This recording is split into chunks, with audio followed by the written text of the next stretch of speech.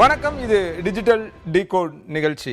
இன்றைய நிகழ்ச்சியின் பேசுபொருள் தொகுதி பொறுப்பாளர் பதவியிலிருந்து விலகிய அண்ணாமலை பின்னணி என்ன? இது குறித்து பேசுவதற்காக நமது அரங்கில் பத்திரிகையாளர்கள் திரு சிவப்பிரியன் இணைந்திருக்கிறார். TN ரகு விரைவில் இணைய இருக்கிறார். நிகழ்ச்சியை தொடங்குவதற்கு முன்பாக அண்ணாமலை இன்று செய்தியாளர் கூட்டத்தில் என்ன பேசினார் அப்படின்றத பார்த்துடலாம். அந்த அடிப்படை வேலைகள் என்னால் செய்வதற்கான சாத்தியக்கூறுகள் இல்லை. அது நயினார் நாகேந்திரன் அவர்கள் நம்ம கட்சியினுடைய மூத்த தலைவர்களுக்கும் எனக்கும் இருக்கக்கூடிய ஒரு கருத்து. வேறொரு தலைவர் வருவாங்க,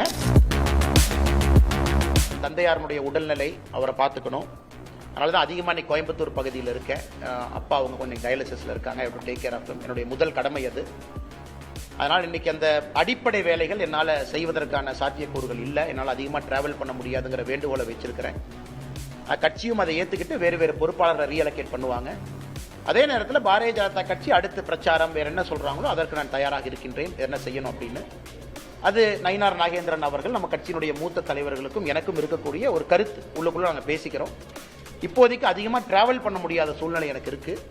அதனால் அதையும் கட்சி புரிஞ்சுக்கிட்டாங்க. சம்மந்தப்பட்ட நேரத்தில் என்ன வேலை, தேர்தல் நிற்பதா இல்லையா, இதெல்லாம் செய்யணுமான்னு கட்சி சொல்லட்டுங்கன்னா அதுக்கப்புறம் நான் பேசுகிறேன். திரு சிவப்பிரியன், அண்ணாமலை பேசினதை பார்த்துருப்பீங்க. இதை எப்படி புரிஞ்சுக்கிறது? இது வெறுமனே ஒரு ஸ்டேட்மெண்ட்டாக பார்க்குறதா இல்லை இதுக்கு பின்னால் அரசியல் இது இருக்கா?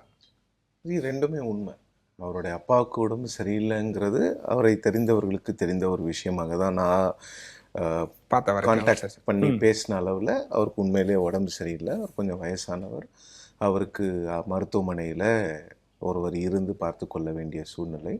அண்ணாமலை அவர்களும் அதை வெளிப்படையாக சொல்கிறார். வழக்கமாக யாரும் சொல்ல மாட்டாங்க, ஏதாவது ஒரு ரீசனை சொல்லுவாங்க. பட் அது அந்த ரீசன் உண்மை. பட் இதுக்குள்ளே அரசியல் இருக்கான்னு கேட்டிங்கன்னா நிச்சயமாக அரசியல் இருக்குது. திரு அண்ணாமலை அவர்கள் கிட்டத்தட்ட ஒரு 8-9 மாதங்களாகவே எப்பொழுது அதிமுகவுடன் பாஜக கூட்டணி சேரணுங்கிற அந்த ஒரு எண்ணத்திற்காக பதவியிலிருந்து விலகினாரோ அன்னைக்கிலேருந்தே அவருக்கு ஒரு சில பிரச்சனைகள் பாஜகவில் இருந்து கொண்டிருக்கிறது. அவர் கட்சியை அவர் ரொம்ப சுதந்திரமாக நடத்தினார் இந்த 4 வருஷம். அந்த மாதிரி ஒரு சுதந்திரமாக பாஜகவை இது வரைக்கும் வேறு எந்த தலைவர்களுக்காக சுதந்திரம் கொடுக்கப்பட்டதான்னு கேட்டிங்கன்னா நிச்சயமாக இல்லை. திரு நரேந்திர மோடி அவர்களுடனும் திரு அமித்ஷா அவர்களுடனும் அண்ணாமலை அவர்களுக்கு இருந்த அந்த பர்சனல் ரேப்போனால் அவரால் நிறைய விஷயங்களை தமிழ்நாட்டில் செய்ய முடிஞ்சது. திராவிட கட்சிகள் 2 பேரையும் ஒரே இடத்துல அப்போஸ் பண்ணார். அவங்க 2 பேரையுமே ஒரே பெடஸ்டலில் வச்சார். அதிமுக கூட்டணியில் இருக்கின்ற கட்சி அப்படிங்கிறதுக்காக அவங்களுக்கு ஒரு கன்செஷன்லாம் கொடுக்கலையும் கிரிட்டிசைஸ் பண்ணார். டிஎம்கேயும் கிரிட்டிசைஸ் பண்ணார். ஜெயலலிதா அவர்கள் மீது விமர்சனம். ஒட்டுமொத்தமாக திராவிட கட்சிகள் 2 பேரையும் ரொம்ப ஈக்குவலாக டுக் தெம் ஹெட் ஆன். ஸோ ஆனால் இப்போ அந்த திராவிட கட்சிக்காக கூட்டணிக்கு போகிறது கட்சியினோட முடிவு. நான் விலகிட்டேன். பட் அவருக்கான இம்பார்ட்டன்ஸை அவர் அந்த கட்சியில் எதிர்பார்த்தார். அது கிடைக்கலங்கிறது உண்மை. அது கிடைக்கலன்னும் போது என்ன ஆகுதுன்னா நிறைய இம்பார்ட்டன்ஸ் அப்படின்றது அதிமுகவை சேர்க்கக்கூடாது அப்படின்னு அவர் வலியுறுத்தினதுல இல்லை அந்த இம்பார்ட்டன்ஸ் இல்லை. அது அவர் பதவி விலகிட்டாரு. நயினார் விலகின பிறகு அவருக்கு இருக்கக்கூடிய இம்பார்ட்டன்ஸ், அவரால் கட்சி வளர்ந்துருக்குன்னும் போது அவருக்கான இம்பார்ட்டன்ஸ் நீங்கள் கொடுத்துருக்கலாம். மற்ற தலைவர்களுக்கு கொடுக்கின்ற இம்பார்ட்டன்ஸை விட கொஞ்சம் அதிகமான இம்பார்ட்டன்ஸ் கொடுத்துருக்கலாம் அப்படிங்கிறதான். அவர் நிறைய இடங்களில் இந்த அதிமுக இங்கே பேசிக்கலாக பிஜேபியில் நிறைய பேர் பேசாத விஷயம் என்னன்னு பார்த்தீங்கன்னா, பிஜேபியிலே 2 பிரிவு இருக்குது. ஒரு பிரிவு என்னன்னா அண்ணாமலை அவர்களுடைய அந்த ஸ்ட்ராட்டஜி இருக்குல்ல, அதை அப்படியே கம்ப்ளீட்டாக ஃபாலோ பண்ணுற ஒரு குரூப். அவங்க என்ன சொல்கிறாங்கன்னா, கட்சி ஸ்லோவாக தான் வளரும், ஆர்கானிக்காக தான் வளரும், அதனால் நீங்கள் பொறுமையாக இருக்கணும், அது வரைக்கும் பதவியிலலாம் நிறைய பேர் பெருசாக ஆசைப்படாதீங்க, பதவிக்காக திராவிட கட்சிக்கு போகக்கூடாது அப்படின்னு ஒரு பிரிவினர் பாஜகவில் இருக்கிறாங்க. இன்னொரு பிரிவினர் பதவிகள் இருந்தால் மட்டும்தான் கட்சியை வளர்க்க முடியும், ஆட்சி இருக்கணும், அதிகாரம் இருக்கணும், அதுக்காக நம்ம அதிமுக போன்ற ஒரு திராவிட கட்சியோட கூட்டணி வச்சு தான் ஆகணுங்கிறது. இதுதான் பாஜகவில் இருக்கக்கூடிய அடிப்படை பிரச்சனை. ஸோ இப்போ அண்ணாமலை அவர்களுக்கு சப்போர்ட் பண்ணுறவங்கலாம் என்னென்னா, நீங்கள் ஏடிஎம்கேக்கு ரொம்ப அதிக இம்பார்ட்டன்ஸ் கொடுக்குறீங்க. இது அண்ணாமலை அவர்கள் அவரோட இம்பார்ட்டன்ஸுங்கிறது மட்டும் இல்லை. அவர் கஷ்டப்பட்டு பாஜக தமிழ்நாட்டு வரலாற்றில் முதல் முறையாக அவங்க ஒரு கூட்டணியை கட்டமைச்சாங்க. 2024 தான் அது முதல்ல நடந்தது அந்த விஷயம். பாஜக தலைமையில் கிட்டத்தட்ட 19 தொகுதிகள், இன்னொரு 5 பேர் வந்து மற்ற கட்சிகளில் பாஜகவினுடைய சிம்பலில் எல்லாருமே கொஞ்சம் எல்லாருக்கும் நல்லா என்ன சொல்கிறது பரிச்சயமான முகங்கள். 24 தொகுதிகளில் பாஜக நின்றுச்சு. மற்ற கூட்டணி கட்சிகளை நாம் கட்டமைச்சோம். பாமக கூட்டிகிட்டு வந்தோம், ஓபிஎஸ் அவர்களை கூட்டிகிட்டு வந்தோம், டிடிவியை கூட்டிகிட்டு வந்தோம்.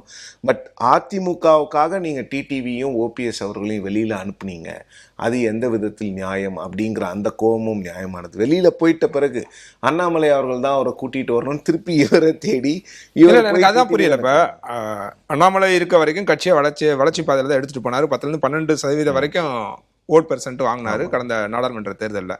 அது எல்லாருக்குமே தெரியும். ஸோ வளர்ச்சி பாதையில் கொண்டு வந்தார் அப்படின்னா அவருக்கான முக்கியத்துவம் அங்கே இருக்கணுமா இல்லையா? இருக்கணும். அதுதான் சொல்றேன். அப்ப இருந்திருக்கணும். அது இல்லை அப்படின்றது அதோட விரக்தியா தான் இதை நம்ம புரிஞ்சுக்கிறதா? அது விரக்தி அப்படிங்கிறத தாண்டி நமக்கான அந்த ஒரு இம்பார்ட்டன்ஸ் இல்லை அங்க. நீங்க ஒரு முன்னாள் மாநில தலைவரை அவர் எங்க போனாலும் இப்ப நீங்க ஒரு பிரதமர் கூட்டத்துக்கு போனீங்கன்னா பிரதமருக்கு அடுத்து கரகோஷம் அதிகமாக எழுப்பப்படுகின்றது அண்ணாமலை அவர்களுக்கு தான். மதுராந்தக கூட்டத்தில் நானே நேராக பார்த்தேன். அமித்ஷா அவர்கள் புதுக்கோட்டைக்கு வரும்போது கிட்டத்தட்ட அமித்ஷா அவர்களே வந்து ஒரு 1.5 நிமிஷம் பேச்சை நிறுத்துறாரு. கொஞ்சம் அமைதியாக இருங்க, நான் பேசணும்னு சொன்ன பிறகுதான் பேசவே விடுறாங்க. அப்படிப்பட்ட ஒரு பாப்புலரான லீடரை நீங்கள் 6 தொகுதியில் கன்ஃபைன் பண்ணும்போது அது வந்து அவங்க ஒரு இன்சல்ட்டாக பார்க்குறாங்க. அதில் ஒன்றும் தப்பாக இருக்கிற மாதிரி எனக்கு தெரியல. நீங்கள் அண்ணாமலை போன்ற தலைவர்களை நீங்கள் ஒட்டுமொத்த மாநிலத்துக்கு யூஸ் பண்ணணும். அவரை நீங்கள் போய் பிரச்சாரம் பண்ணுங்க, இவங்களுக்கு பண்ணுங்க, அவங்களுக்கு பிரச்சாரம் பண்ணுங்க. ஓகே, அதிமுக அவரோட பிரச்சாரம் வேணான்னு நினைச்சாங்கன்னா நீங்க மற்ற கட்சிகளுக்கு பண்ணுங்க. அமமுக ஏத்துப்பாங்க, பாமக ஏத்துப்பாங்க. இல்ல, அவருக்கான இம்பார்ட்டன்ஸ் கொடுக்கத்தானே செஞ்சாங்க. இப்போ அலையன்ஸை கட்டமைக்கிறதுல அவர்கிட்ட சொல்லியிருந்தாங்க. இப்போ அவர் தான் டிடிவிட்ட பேசினா சொன்னாங்க, ஓபிஎஸ் பேசினா சொன்னாங்க. இந்த மாதிரி அவரோட பணிகள் அரசியல் சார்ந்த இம்பார்ட்டன்ஸ் இருக்கு சார். ஆனா இந்த 6 தொகுதிங்கிறது இது அண்ணாமலை மட்டும் வெளிப்படையா பேசி இருக்கிறார்.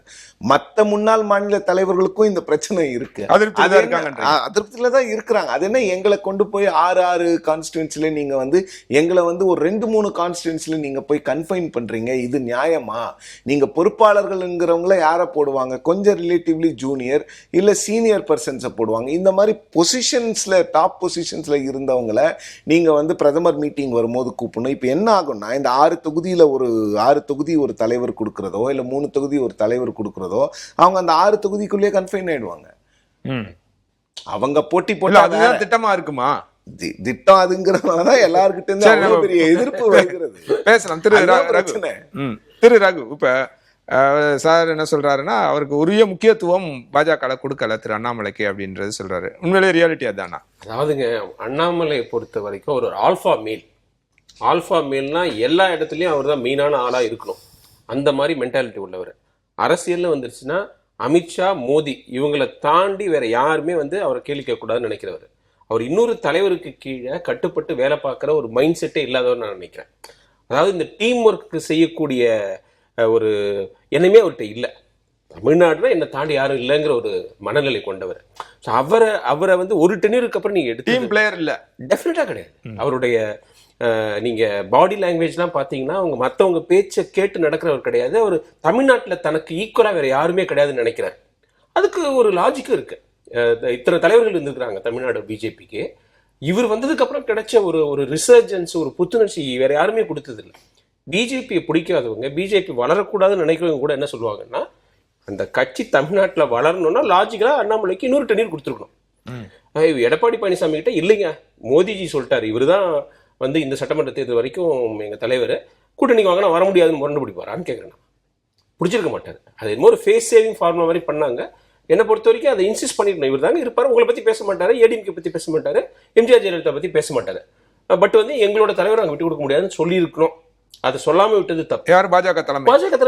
ஏன்னா அவங்க 2 பார்த்தாங்க. ஒன்று வந்து ஏடிஎம்கே உள்ள கொண்டு வரதுக்கு ஏதாவது ஒரு ரீசன் வேணும்ல.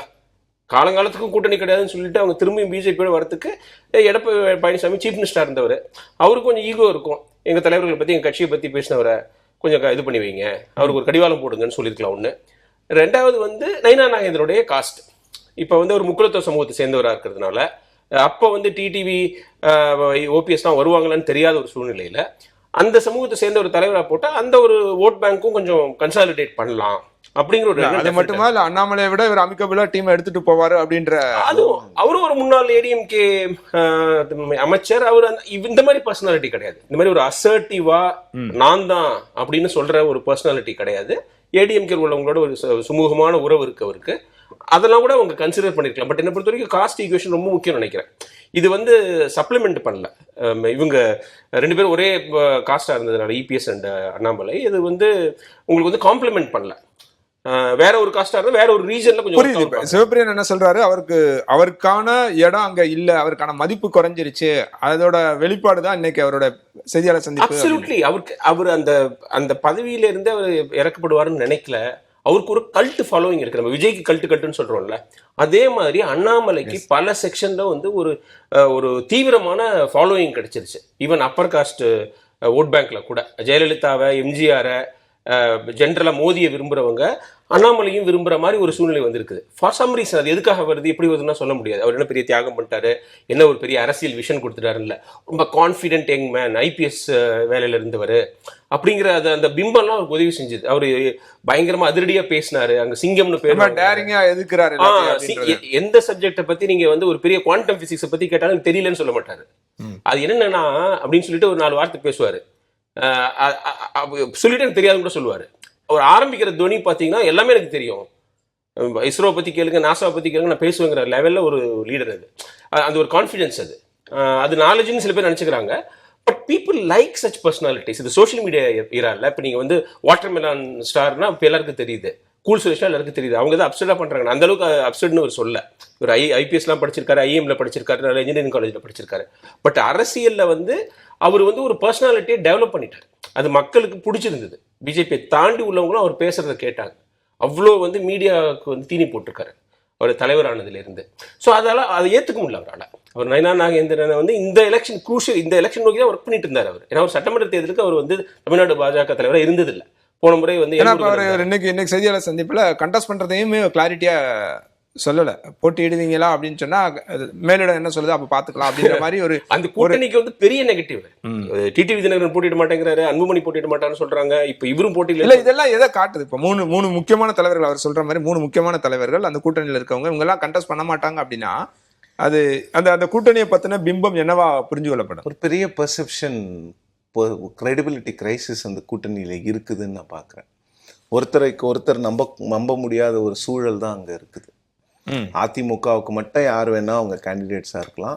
மற்ற கூட்டணி கட்சிகள்லாம் அதிமுகவை நம்பி, குறிப்பா டிடிவி தினகரன் போன்றவர்கள்லாம் அதிமுகவை நம்பி நாமளே களமிறங்கிறது சரியாங்கிற ஒரு எண்ணத்துல இருக்கிற மாதிரி தான் தெரியுது. எங்க இருந்து எமர்ஜ் ஆகுது அந்த ஒரு பெர்செப்ஷன்? எங்க இருந்து எமர்ஜ் ஆகுது? எங்க இருந்து எமர்ஜ் ஆகுதுன்னா, டிடிவி தினகரன் அவர்களுக்கும் இபிஎஸ்க்கும் அதிமுகவுக்கும் அமமுகவுக்கும் இருக்கிற ரைவல்ரி வந்து ஊருக்கே தெரிஞ்ச ஒரு விஷயம். இவங்க எல்லாரும் டெல்லி சொன்னதுனால காம்ப்ரமைஸ் பண்ணி சார் அவர் தான் சொல்றாரு அது பங்காளி சண்டை ரொம்ப நாளா இருந்து நாங்களா பங்காளி சண்டைன்னு இப்ப சொல்றாரு. பங்காளி சண்டைக்கு வந்து விளக்கம்லாம் சொல்றாரு. அதெல்லாம் கரெக்ட். அதெல்லாம் நீங்க ஒரு இடத்துல வேண்டான்னு விட்டுட்டு போன இடத்துக்கு திருப்பி ஒரே ஸ்டேஜ்ல அதுதான் சொல்ல வரேன். அதெல்லாம் நீங்க மேடை நாகரிகத்துக்காகவும் நீங்க வந்து அலையன்ஸ்ல சேர்ந்துட்டதுக்காகவும் ஜஸ்டிஃபை தான் பண்ணி ஆகணும். ஆனா கடந்த 1 மாசம் முன்னால வரைக்கும் அவர் என்ன பேசினாரு, அந்த 1 மாசத்துல என்ன மாற்றம் நடந்ததுங்கிறது தானே கேள்வி. இங்க அவர் வந்து இப்போ ஒன்றும் இல்லை சார். பட் அரசியல் இதெல்லாம் சகஜம் இல்ல, அரசியல்ல சகஜம், அது பிரச்சனை இல்லை. எடப்பாடி பழனிசாமி அவர்களும் டிடிவி தினகரனும் கை குலுக்கி கொள்ளலாம், அவங்க ஹக் பண்ணிக்கலாம், அவங்க வந்து ஒரு பெரிய கை தூக்கி நாங்க ஒன்னா இருக்கிறோம்னு சொல்லலாம்.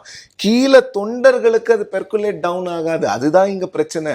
அதிமுக, பாஜக, பாமக கூட்டணியில இதுவரைக்கும் இந்த 2019 இருந்து அவங்க ஒன்னா இருக்கிறாங்க. இந்த அலையன்ஸ் ஜெயிக்கவே இல்லை இதுவரைக்கும். என்ன ப்ராப்ளம் பாத்தீங்கன்னா, இந்த அலையன்ஸ்ல வந்து ஜெல்லே ஆகாது.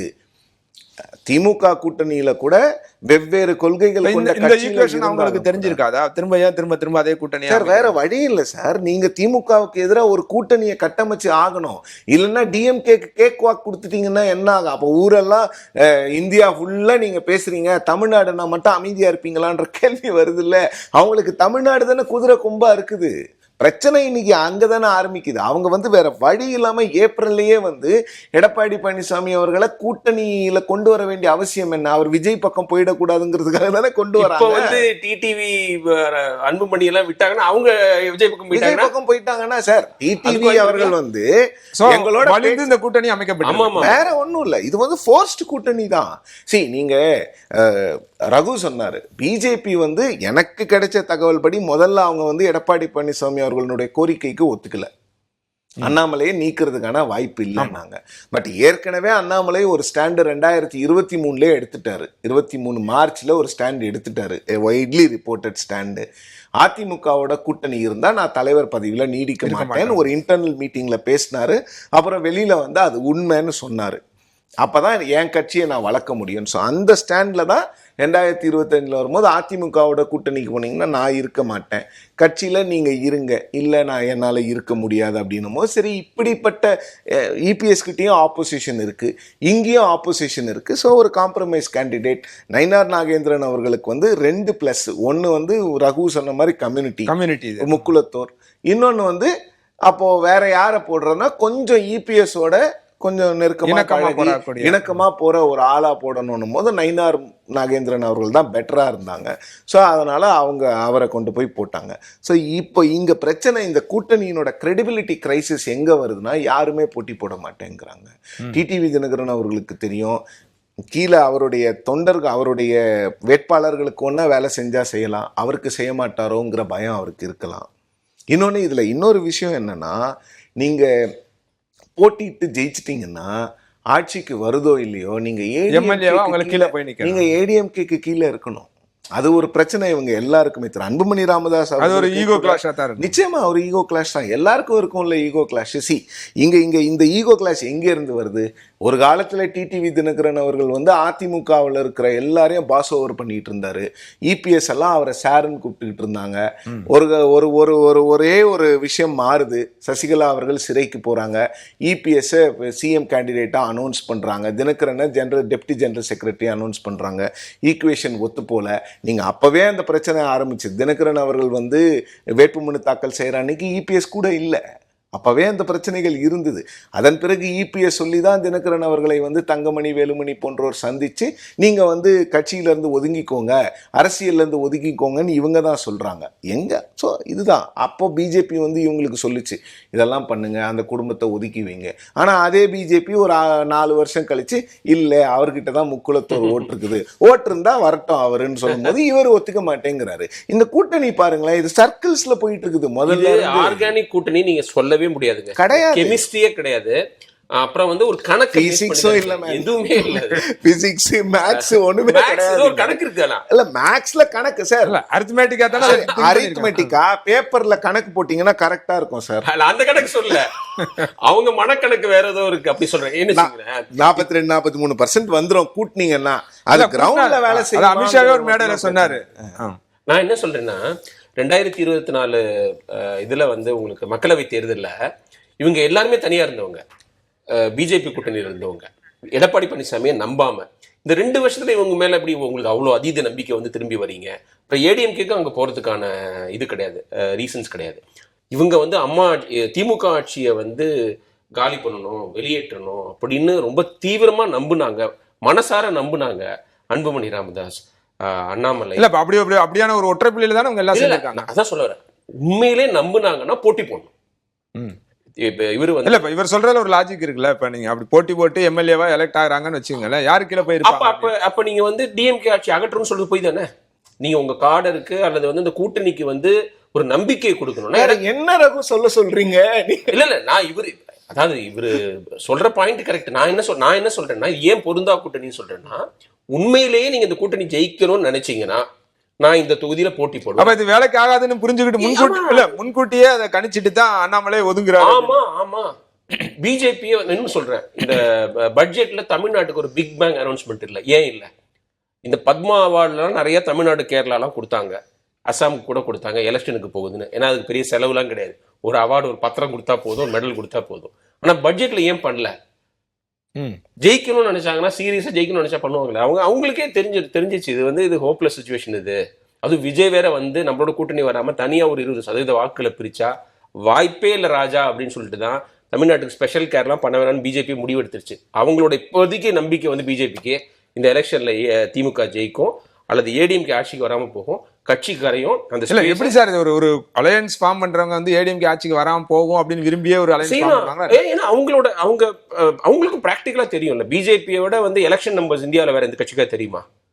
இப்ப டிஎம்கே உள்ள இருக்கிற அவங்களுக்கு ஒரு ஸ்ட்ரென்த், அப்புறம் மும்முனை போட்டி, 4 முனை போட்டி, திரு எடப்பாடி பழனிசாமிக்கு அந்த கரிஸ்மா இல்லாம மக்கள்கிட்ட அந்த நம்பிக்கை வரல அவர் மேல, திமுக தோற்கடிப்பாருன்னு சொல்லிட்டு. அதனாலதான் திரு எடப்பாடி பழனிசாமி பேரையே சொல்லாம அவர் போயிருக்கிறாரு. சம்பிரதாயமா முதல்ல எல்லா பேரையும் சொன்னதுக்கு அப்புறம் ஒரு முறை கூட இபிஎஸ் பேரை வந்து மோடி மதுராந்தகத்துல சொல்ல, ஜெயலலிதாவோட ஒரு கூட்டணியை வச்சு ஜெயலலிதா பேரை சொல்லாம போயிடுவாரா கேட்கிறேன். ஸோ அதெல்லாம் வந்து பாத்தீங்கன்னா பெரிய நம்பிக்கை இல்லை. பட் அவங்களுக்கு ஒரு கால்குலேஷன் இருக்கு. நம்ம அடி மேல அடி வச்சு அம்மியை நம்ம நகர்த்துவோம். விஜய் தோத்துட்டாருன்னா நம்பிக்கை எழுந்துருவாரு, களத்துல இருக்க மாட்டாரு. ஏடிஎம்கே நேச்சுரலா தேயும், நம்மளுக்கு ஸ்பேஸ் கிடைக்கும். சித்தாந்த போட்டி திராவிட வாரியம் நடக்கும். அண்ணாமலைக்கு ஒரு 6 தொகுதிகள் அவர் வந்து பொறுப்பாளராக நியமிக்கிறாங்க. அது பாத்தீங்கன்னா வேற வேற திசையில இருக்கு. ஒன்று விருகம்பாக்கம், இங்க வந்து மதுரை தெற்கு, பத்மநாபபுரம், சிங்காநல்லூர், இப்படி ஒரு 6 தொகுதிகள் உள்ளிட்ட ஒரு 6 தொகுதிகளை கொடுக்குறாங்க. இந்த முடிவு யாரோட இதா இருக்குன்னு நினைக்கிறேன்? நயனா நாகேந்திரன் எடுத்த மாதிரி தான் எனக்கு தோணுது. அவருக்கும் ஈகோ இருக்கும்ல. அவர் வந்து ஒரு இடி ரைடு விட்டா வழிக்கு வருவாங்கன்னு அண்ணாமலை தலைவராக இருக்கும்போது சொன்னார். அது ஒரு சாதாரண ஒரு ஒரு ஒரு ஜாலியான ஒரு ஸ்டேட்மெண்ட்டாக விட்டுட்டு போகலாம். அதுக்கு அண்ணாமலை பதில் சொன்னார். இடி ரைடு அனுப்புறதுக்கெல்லாம் நயனா நாகேந்திரன் அதிகாரம் கிடையாதுன்னு சொன்னார். அவர் இவரோட சீனியர் லீடரு, மினிஸ்டராக இருந்தவர். அவரும் ஒரு ஃபீல் பண்ணியிருப்பார்ல, நான் வந்து ஒரு பிரஸுக்கிட்ட வந்து ஒரு விளையாட்டாக சொல்கிறதுக்கு நீங்கள் அவ்வளோ தீவிரமாக ரியாக்ட் பண்ண வேணாமேன்னு. இப்போ அவரும் அவருடைய இதை காமிப்பார். இப்போ இன்னொன்றுங்க, அண்ணாமலைக்கும் பிஜேபியில் உள்ள எந்த தலைவருக்கும் நல்ல ஈக்குவேஷன் கிடையாது, வானதியோட கிடையாது. தமிழ் இல்ல இன்னைக்கு இந்த அண்ணாமலை செய்தியாளர் சந்திப்புக்கு பிறகு நயனா நாகேந்திரன் செய்தியாளர் சந்திப்பு நடக்குது. நீங்க அதுல ஒரு கிளாரிட்டி கொடுக்குறாரு. இது வந்து திட்டமிட்ட ஊடகங்கள் வந்து ஏன் என்ன இதை தூக்கி உள்ள போடுறாங்க அப்படின்னு சொல்லி குறிப்பிட்ட சில சேனல்கள்லாம் திட்டிட்டு அண்ணாமலை மதிக்க மாட்டேங்கிறாரு. அவங்க கட்சி அவருடைய ஆதரவாளர்கள் அவர் பேரே சொல்லிட்டு இருக்காங்க. நான் தலைவர் அவர் தான் அண்ணாமலையா கிளியரா சொல்லிட்டாரு, அவங்க அப்பாவுக்கு உடல்நிலை சரியில்லை, அதனால இதுல அவர் இந்த இருந்து விலகுறேன்னு சொல்லிட்டாரு. திரும்ப திரும்ப ஏன் அதை வந்து பெருசுபடுத்துறீங்க? அண்ணாமலை தலைவரா இருந்தா இந்த மாதிரி சொல்லியிருப்பாரா? இதுமாரி நான் கட்சி பணிகளில் கலந்துக்க மாட்டேன். டயாலிசிஸ் ஒரு சீரியஸான ப்ராப்ளம் தான். அதுக்கு மெடிக்கல் கேர் நீங்கள் கேர்டேக்கர்லாம் போட்டு பார்த்துக்கலாம். நீங்களும் அடிக்கடி போய் பார்த்துக்கலாம். எவ்ரிடே பக்கத்தில் இருந்து தான் செய்ய போகிறாருன்னு எனக்கு தெரியல. அவர் தலைவராக இருந்தால் அந்த பொறுப்பு தட்டி கழிச்சிருப்பாருன்னு கேட்குறேன். தமிழ்நாடு தலைவராக இருக்காரு, எலெக்ஷன் வருது, அவங்க அப்பா உடம்பு சரியில்லைன்னா அப்பயும் ஏதாவது ஒரு நேரம் ஒதுக்கி பார்த்துப்பாரு. தவிர ஃபுல்லாக நான் அவரோட தான் இருக்கணும்னு சொல்லுவார் அவரு. சிவபிரன் உண்மையிலே அப்படித்தான் இருக்கா? ஈக்குவேஷன் 2 பேத்துக்கும் சரியில்லாம தான் இருக்கா? ஈக்குவேஷன் சரியில்லை. ஏன்னா இன்னைக்கு நேத்து இல்லை, முதல்ல இருந்தே அது ஈக்குவேஷன் அப்படிதான் இருக்கு. நயினார் நாகேந்திரன் அவர்கள் வந்து கிட்டத்தட்ட அந்த கட்சியிலே நிறைய பேருக்கு வந்து கட்சியில ஏன் விட்டுறீங்க நீங்க? அமித்ஷா அவர்கள் வந்து நயினார் நாகேந்திரன் அவர்களை புதுக்கோட்டை கூட்டத்தில் எப்படி ட்ரீட் பண்ணாரு எல்லாரும் பார்த்தோம்ல. டிரான்ஸ்லேட்டரை கூட்டிட்டு வரும்போது அரே பாய் டிரான்ஸ்லேட்டருக்கோ ஏன் புலாவ் அப்படிங்கிறாரு. பா அனுப்புப்பா டிரான்ஸ்லேட்டர், இதுதான் அதனுடைய லிட்ரல் டிரான்ஸ்லேஷன். இப்படி யாராவது ஒரு மாநில தலைவரை ட்ரீட் பண்ணுவாங்களா? அவங்க வந்து அவர் மேல நம்பிக்கை இழந்துட்டாங்க. யாரு? நயினார் மேல. நயினார் மீது நிச்சயமா. இன்னொன்னு என்னன்னா, அவங்களுக்கு ஏற்கனவே இருந்த பிம்பம் அங்க வந்து தமிழ்நாட்டில் பாஜக இப்படி இருக்கு அப்படி இருக்குங்கிறதெல்லாம் ஒரு 18% ஓட்டு வாங்கினதுல ஒண்ணுமே இது. இன்னொன்னு என்னன்னா, ஏடிஎம்கே கூட இணக்கமா தான் போக சொன்னோம். பட் ஏடிஎம்கேக்கு நீங்க இவ்வளவு இணக்கமா இருக்க வேண்டிய அவசியம் இல்லை. இங்க பிரச்சனை எங்க ஆரம்பிச்சதுன்னு பாத்தீங்கன்னா, அண்ணாமலை அவர்களுக்கும் நயினார் அவர்களுக்கும் ஓபிஎஸ் முதல்ல கூட்டணியை விட்டு வெளில போறாருல, அதுதான் ஸ்டார்டிங் பாயிண்ட் பெருமளவுல. ஏன்னா ஓபிஎஸ் கேட்கறது என்ன உங்ககிட்ட? ஒரு ஃபோட்டோ ஆப்பு பிஎம் கிட்ட. பிஎம் வரும்போது நான் போய் அங்கே பிரதமர் முன்னால் நிற்பேன், பிரதமர் என்னை பார்த்து கை கூப்பி வணங்குவார், நானும் பிரதமரை வணங்குவேன், பிரதமர் என்னை தோளில் தட்டி கொடுப்பாரு, 2 ஃபோட்டோ வரும். அந்த 2 ஃபோட்டோவை நான் ட்விட்டரில் போடுவேன், ஃபேஸ்புக்கில் போடுவேன், மீடியா ஃப்ளாஷ் பண்ணோம். என் தொண்டர்கள்லாம் அப்பா அண்ணன் வந்து இன்னும் பிரைம் மினிஸ்டரோட குட் புக்ஸில் இருக்காருன்னு நினைப்பாங்க. இதுதான் ஓபிஎஸோட அரசியல். இதே உங்களால் ஃபுல்ஃபில் பண்ண முடியாதா அப்படிங்கிறது தான் கேள்வி. இல்லை, அந்த முடிவுக்கு பின்னாலே நயினார் தான் இருக்காருன்றீங்களா? சொன்னார் சார், ஓபிஎஸ்ஏ சொன்னார் சார், ஃபோன் எடுக்கல. அது நயினார் இருக்கிறாரா இல்லையாங்கிறது எனக்கு தெரியல. ஆனா நயினார் அவர்கள் நினைத்திருந்தால் ஓபிஎஸ் அவர்களை அங்கே கூட்டிட்டு போய் நிறுத்தி இருக்க முடியும். ஏன்னா நீங்கள் ஒரு பிரைம் மினிஸ்டர் வரும்போது, அதுவும் ஸ்பெசிஃபிக்காக பிரைம் மினிஸ்டர் வந்து தமிழ்நாட்டுக்கு வரும்போது, தமிழ்நாட்டில் இருக்கக்கூடிய பாஜக தலைவர்கிட்ட கேட்பாங்க யார் யாரெல்லாம் ஏர்போர்ட்டுக்கு கூப்பிடலாம், பாஸ் கொடுக்கணுங்கிறதுக்காக. இபிஎஸ் அவர்கள் வரும்போது இவர் ஓபிஎஸ் நானும் போய் நின்னா நாங்கள் 2 பேரும் ஈக்குவலுங்கிறத காமிக்கணும் அவருக்கு. அது சிம்பிள் ரிக்வெஸ்ட்டுங்க. அது மட்டும்தான். அவர் ஒன்றும் எனக்கு வந்து 100 சட்டமன்ற தொகுதிகள் கொடுங்க, எனக்கு துணை முதலமைச்சர் பதவி கொடுங்கன்னு கேட்க போதில்லை. அவர் கேட்க போகிறது 2 ஃபோட்டோ. அந்த 2 ஃபோட்டோவும் உங்களால் அரேஞ்ச் பண்ண முடியாதா? அதுக்கப்புறம் டிடிவி தினகரன் ஏன் கூட்டணியை விட்டு விலகினாரு? ஸோ இப்போ பாஜகவில் இருக்கக்கூடிய பிரச்சனை பின்னணியில என்ன நடந்தது? கூட்டணியில இருந்து விலகிறது, டிடிவி விலகிற காரணம் சார், டிடிவி விலகிறது காரணம் என்னன்னா, என்டிஏல யார் யார் இருக்காங்கன்னு கேட்கும்போது இப்போ அதிமுக மட்டும்தான் இருக்குது அப்படின்றது என்ன விதத்தில் நியாயம் அது? அப்போ ஏற்கனவே என்டிஏன்னு ஒரு கட்டமைச்சு அண்ணாமலை கட்டமைச்சிட்டு போயிருக்காருல, அண்ணாமலைன்னு விட்டுருங்க, பிஜேபி கட்டமைச்சிருக்கு, அதுக்கு என்ன மரியாதை? அந்த விஷயம் இருக்குல்லாங்க. அப்போ அவங்க எல்லாம் இங்கே பிரச்சனை எங்கே வருதுன்னா, 2024 யார் யாரெல்லாம் நம்மளை விட்டுட்டு போனாங்களோ அவங்களுக்கு மரியாதை கொடுக்குறீங்க. 2024 நாம ஒரு கூட்டணி கட்டமைக்கும் போது நம்ம கூப்பிட்டதுக்காக வந்தவங்களை நீங்க அவமதிச்சு வெளியில அனுப்புறீங்கிறது தான் பிரச்சனை. அப்ப வெளியே போன டிடிவி அதை சொல்லலையே. அவர் வந்து இவர் முதலமைச்சர் வேட்பாளர் அவங்களை முன்னிறுத்துறாங்க, இவர் தலைமையில ஒரு கூட்டணி இருக்கு அப்படின்னா அங்க நாங்க இருக்க மாட்டோம் அப்படின்னு தானே அவர் சொல்லிட்டு. நயினார் மேல இவரும் வெளிப்படையா பதில் சொல்லலை. இவரும் வெளிப்படையா ஓபிஎஸ் என்ன சொன்னார்னா, நயினாருக்கு நான் 3 முறை ஃபோன் பண்ணேன்னு அவர் எடுத்து காமிச்சாரு, அவ்வளவுதான். அதை கொஞ்சம் பெட்டரா ஹேண்டில் பண்ணிருக்காங்கிறது தான் இங்க பிரச்சனை. இதுல அரசியல் இருக்கான்னா நிச்சயமா அரசியல் தான், எல்லாமே அரசியல் தான். அவர் அப்செட்டா இருக்கிறாரு. என்ன ஒரு 6 தொகுதியில கொண்டு போய் நீங்க கன்ஃபைன் பண்ணுவீங்களா? மாநிலம் முழுவதும் நான் டூர் போக வேண்டிய ஆளு, என்ன எதுக்கு 6 தொகுதியில போய் கன்ஃபைன்? இல்ல, இது தலைமைக்கு தெரியாம இருக்குமா? ஒருவேளை இப்ப நம்ம இனிமேதான் தெரியும், எல்லாமே தலைமைக்கு தெரியும், நாம தான் நினைச்சுக்கிறோம். இல்ல, இப்ப இதை கணிச்சுதானே இப்ப பியூஷ் கோயலை இங்க கொண்டு வந்திருப்பாங்க. இல்லை சார், அது கரெக்ட். பட் அது வந்து நயினார் நாகேந்திரன் அவர்களுடைய லெட்டர் பேட்ல போட்டது. ஒரு சில விஷயங்கள்லாம் எங்கள் மாநில தலைவருக்கு அதிகாரங்கள் இருக்கிறது, அவரே டிசைட் பண்ணலாம். இப்படிதான் நாமளும் காங்கிரஸ்ல வந்து ரொம்ப நாள் வந்து எல்லாமே மேல ராகுல் காந்தி சொல்லி தான் நடக்குதுன்னு நினைச்சிட்டு இருந்தோம். கடைசியில எல்லாரையும் கூப்பிட்டு ஏன்பா எங்களை கேட்காம பேசுனீங்கன்னு கேட்டு அனுப்பிச்சாங்க. அதுதான் நடந்தது. அப்புறம் இவர் ஏர்போர்ட்லாம் வரும்போது முன்னாடி பிஸியா இருக்கேன் அப்புறம் பாத்துக்கலாங்களான்னு சொல்லுவாரு. இப்ப வந்து எங்கன்னு தேடுவார் அண்ணாமலை. ஏன்னா அவர் ரெலவெண்டா இருக்கிறதுக்கு அந்த ரிப்போர்ட்டர்ஸ் தான் காரணம். ஏன்னா இவர் தனியா ப்ரோக்ராம்லாம் அரேஞ்ச் பண்ண முடியாது. அவங்க ஹைரார்கி படி மாநில தலைவர் தான் போராட்டமோ மற்ற விஷயம் அனௌன்ஸ் பண்ண முடியும். இவரால் செய்ய முடியாது. இவரால் என்ன பண்ண முடியும்? இந்த மாதிரி பிரஸ் கான்ஃபரன்ஸ் பேசுறது, நீங்க மைக்கு நீட்டா பேசுறது. ஸோ அது வந்து அவர் ரெலவெண்டா வச்சுக்கிட்டு இருந்தது. இப்பயும் வச்சுக்கிட்டு இருக்கு. இப்போ எங்க போனாலும் உட்காந்து பேசுறாரு அவர் மைக் வச்சுக்கிட்டு. ரைட். இப்போ எஸ்.வி. சேகர் செய்தியாளர் நம்ம புதிய தலைமைக்கு ஒரு பிரத்யேக பேட்டி கொடுக்குறாரு. அந்த பேட்டியில் அவர் என்ன சொல்றாருன்னா, அண்ணாமலை வந்து விளக்கப்பட்டார் அப்படின்னு சொல்றாரு. அதுதான் நடந்திருக்கா? நான் உங்களுக்கு இன்னொரு பெர்ஸ்பெக்டிவ் சொல்றேன். ஏன்னா இப்ப நம்ம ஆரம்பத்துல அவருக்கு அதிருப்தி, அதனால அவர் வந்து இந்த மாதிரி பேசியிருக்காரு அப்படின்னு நம்ம பேசணும். ஆனா இவரோட பெர்செப்ஷன் என்ன இருக்குன்னா, அவர் விளக்கப்பட்டார் அப்படின்றதுதான் ரகு சொன்ன பிறகு நான் வந்து எஸ்.வி. சேகருக்கு ஒரு உள்நோக்கம் இருக்கு. அவர் வந்து ஏற்கனவே வந்து அண்ணாமலை மாநில தலைவராக இருக்கும் போதே அவரோட சண்டை போட்டு அவரை குறை சொல்றது மட்டுமே அரசியலா பண்ணிக்கிட்டு இருக்காரு. அதனாலேயே வந்து திமுக அவருக்கு ஒரு சாஃப்ட் கார்னர் கொடுத்து வச்சிருந்து அவர் உள்ளெல்லாம் கூப்பிட்டு அவங்க அப்பா பேரை தெருக்கெல்லாம் வச்சாங்க. அதுலயும் அரசியல் இருக்குது. அவருக்கு வந்து ஒரு வன்மம் இருக்கு அண்ணாமலை மேல. அவர் வந்து பிராமணர்களை எல்லாம் கட்சிக்குள்ள ஒதுக்கிட்டாருங்கிற மாதிரி ஒரு பேச்சும் இருந்தது. பிஜேபி வந்து தமிழ்நாட்டில் வந்து மட்டும்தான் இருக்காது, அது ஜென்ரலா ஒரு பெர்செப்ஷன் இருக்குது. ஏன்னா வந்து தமிழ்நாட்டில் வந்து ஒரு பிராமணர்களை முன்னிறுத்தி நீங்க ஜெயிக்க முடியாது. எந்த கட்சியும் ஜெயலலிதா மாதிரி ஒரு மாபெரும் தலைவராக இருந்தால் தான் முடியும். அதுவும் வந்து அவங்க திராவிட கட்சியில இருந்தாங்க. பிஜேபிக்கு ஏற்கனவே பிராமணர்களுடைய கட்சின்னு ஒரு பேர் இருக்குது. இப்போ நீங்க வாஜ்பாய் இருந்தாரு, வட இந்தியாவில் பெரும்பாலான பிராமணர்கள் ஆதரிக்கிற கட்சியா இருக்குது. அப்படிங்கிற போது இங்கே வந்து அது எடுபடாது அப்படிங்கிறதுக்காக தான் அவங்க ஒரு கான்சியஸா இந்த மாதிரி ஒரு தலைமையை கொண்டு வராங்க. அண்ணாமலையுடைய ப்ரொஃபைலையும் அது வந்து சரியா பொருந்தி வந்தது. அது மட்டும் எனக்கு அப்படி ஒரேடியா ஒதுக்கி வச்சுருவாங்க நான் நினைக்கிறேன். ஆனால் ஒரு விஷயத்தை மட்டும் நான் சுட்டிக்காட்ட விரும்புறேன். ஆல் இண்டியா லெவலில் நீங்க பாத்தீங்கன்னா இந்த கல்ட் லெவல்ல ஃபாலோயிங் உள்ள லீடர்ஸை பிஜேபி என்கரேஜ் பண்றது இல்லை. ஸ்டேட்ல மோதினால ஜெயிச்சோன்னு சொல்லி ஜெயிச்சு கொடுத்தீங்கன்னா அவங்க சந்தோஷப்படுவாங்க. என்னால ஜெயிச்சது இந்த ஸ்டேட்ல நான் பவர்ஃபுல், நான் என்னால ஜெயிச்சதுன்னு சொல்றத மோடி அவர்கள் விரும்பவில்லை. Individual influences. சிவராஜ் சௌஹான் வந்து எத்தனையோ வருஷம் ஆன்டி இன்கம்பன்சிக்கு அப்புறம் ஒரு தம்பிங் வின்னு கொடுக்குறாரு மத்திய பிரதேஷ்ல. அவரால் ஜெயிச்சதுன்னு சொல்லலாம், நீங்க 100% சொல்லலாம்.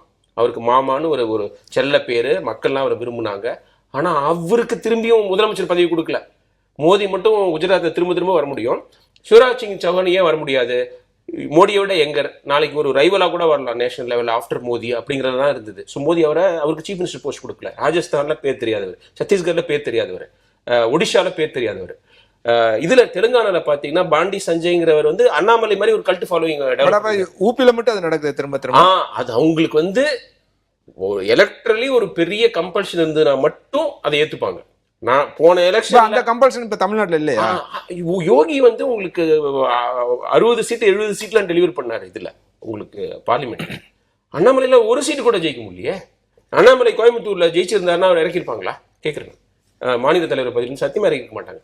ஓகே, இவரால் கொஞ்சம் யூஸ் இருக்கு, இந்த இடத்துல நுழையவே முடியல, நம்ம நுழைய முடியுது அப்படின்னு அவர் கொஞ்சம் டைம் கொடுத்துருப்பாங்க. நான் சஞ்சய் சொன்ன தெலுங்கானால அவர் சீட்டு ஜெயிச்சு கொடுத்தாரு, பாப்புலரா இருந்தாரு, ஃபயர் பிராண்டா இருந்தாரு. அவரை தூக்கி நீங்க ஒரு பொருந்த இடமா ஒரு ஜூனியர் மினிஸ்டரா யூனியன் கேபினெட்ல போட்டாங்க. நம்மளே ஓட் பர்சன்ட் 18% வரைக்கும் எடுத்து கொடுத்தாரு.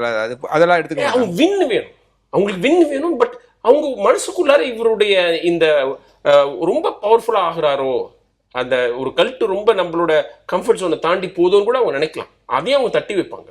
நீங்க இவர் எடியூரப்பாவோட பையன் வந்து அவ்வளவு பெரிய பொலிட்டிக்கல் இதோட வர இன்ஃபுளுன்ஸோட வர அமித்ஷா மேடையில் இருக்கையிலே கைதட்டுறது அவரை அதெல்லாம் விரும்பி இருக்க மாட்டாங்க. அவங்க இப்போ உள்ள சட்டம் விரும்பல. நீங்க எல்லா மாநிலத்திலயும் நீங்க பாருங்க, பெரிய பாப்புலரான லீடர்ஸ் இருக்க மாட்டாங்க. வெஸ்ட் பெங்கால்ல சுவேந்து அதிகாரி ஏன் வச்சிருக்கா? அவர் கூட மாநில தலைவர் கிடையாது, அவர் தொடர்ந்து ஜெயிக்கக்கூடியவர், மமதாவை தோக்கடிக்கக்கூடியவர். சுவேந்து அதிகாரி அங்கிருந்து வந்தாரு, அங்கிருந்து வந்தாரு, ஜெயிக்கிறாரு, மமதாவை தோக்கடிக்கிறாரு. மமதாவை தோக்கடிக்கிறது ஒரு தீவிரமான ஆயுதம் வேணும். அவர் ஒரு அப்பர் காஸ்ட் ஆயுதம், அது பயங்கர வன்மத்தோட களத்துல இறங்கி போராடுறாரு, அதுக்காக வச்சிருக்காங்க. பட் எல்லா பவரும் அவர் கொடுத்துருவாங்க கிடையாது. அவருக்கே ஸ்டேட் பிரசிடென்ட் கொடுக்கல, ஆனா ஸ்டேட் பாலிடிக்ஸ்ல இம்பார்ட்டன்ஸ் இருக்கு. ஸோ பிஜேபியோட கரண்ட் அப்ரோச்சையும் நம்ம கொஞ்சம் கன்சிடர் பண்ணணும்னு நினைக்கிறேன்.